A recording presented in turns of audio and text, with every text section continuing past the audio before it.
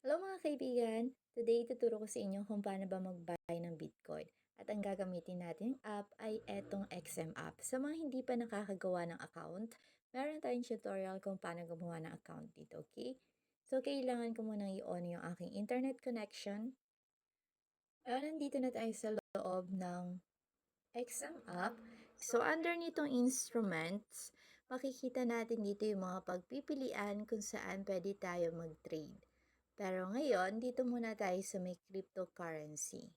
So, tap lang natin to. And dito, kailangan natin pumili ng ating iba-buy na crypto. For example, gusto nyo mag-buy sa Bitcoin. So, hahanapin lang natin dito yung Bitcoin.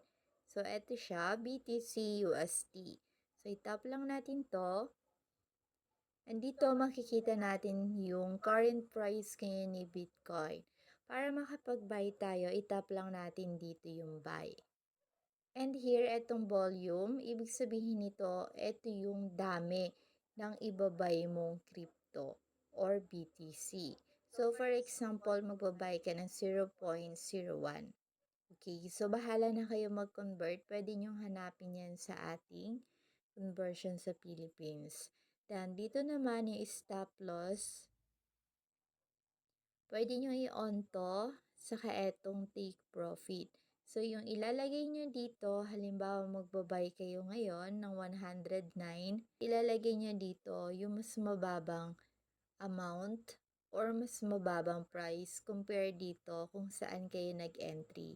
Kasi kapag naka-enable dito is stop loss natin, for example, bumagsak yung crypto, tapos sa ganung price na hit na yon, ibig sabihin automatic mag-exit na kayo kahit hindi na kayo magbantay. Andito naman sa may take profit, katulad ng stop loss, automatic din kapag na-hit naman na yung target profit natin or target price ng ating BTC, mag-execute na yung ating order kung saan makukuha na natin yung ating profit.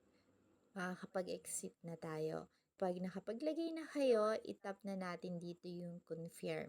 Pero kung gusto nyo naman mag-buy ng mas mababang price compare dito sa may current price ng BTC, ang kailangan nyong i-click etong pending order. So, uulitin ko, dito yung ilalagay nating price. Ito yung price kung saan mag-e-entry na tayo. So, mas mababa. For example, nakita nyo sa graph na bababa pa yung BTC. So, gusto nyo mag-buy sa 108,665.95. So, compare dito sa ating current price ng BTC, mas mababa itong in-input ko dito. And once na bumaba yung BTC, mag-execute etong nilagay natin na price. So, makaka-entry na tayo or makakapasok na tayo. Ma-execute niyo yung ating order.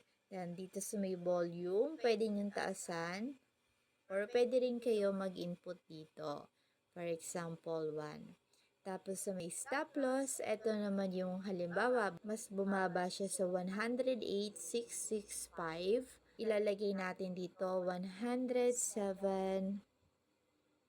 335.85. So, for example, ito ay bumaba yung ating tinayaan. So, umabot siya ng 107,335 para hindi maubos lahat ng pera natin kapag na-hit etong amount na to or etong price ng BTC, automatic mag-exit na tayo. Pero talo pa rin tayo nun ha kasi nag-buy tayo ng 108,665.95. So, ito yung estimated loss natin. Makikita nyo naman na dito. And so, may take profit naman, maglalagay din tayo dito.